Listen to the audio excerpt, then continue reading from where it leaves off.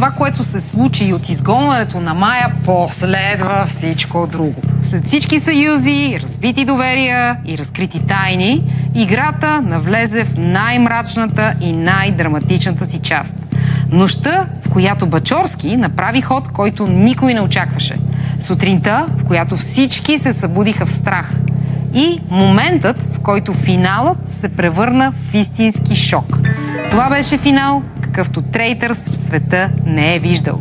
Нека си припомним последните най-драматични моменти от играта.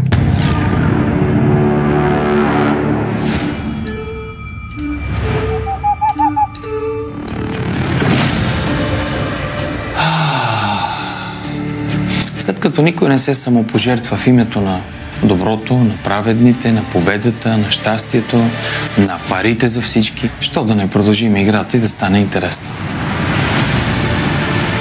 Случай. Една грешна стъпка би коствала обрат в играта.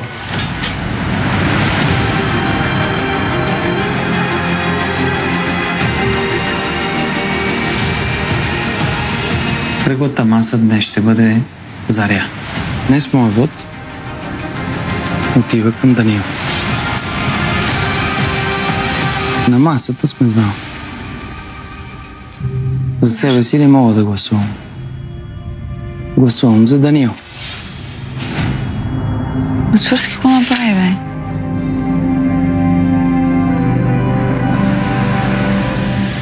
Аз не съм предател, аз съм предателят. Москва.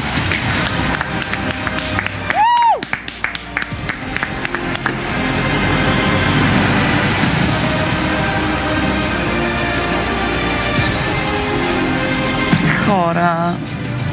Моля, той се пожертва. Предателя беше най-праведният сред праведните, защото уби себе си в името на това праведните да спечелят. Няма по-праведен от този предател.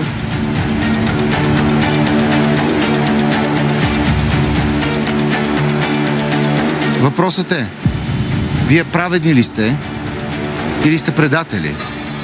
Аз съм праведен.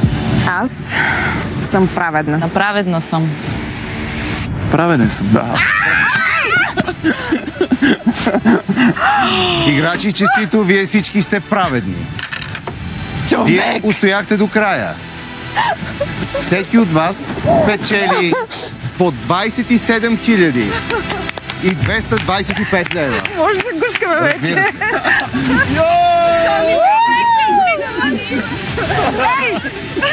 Доброто победи.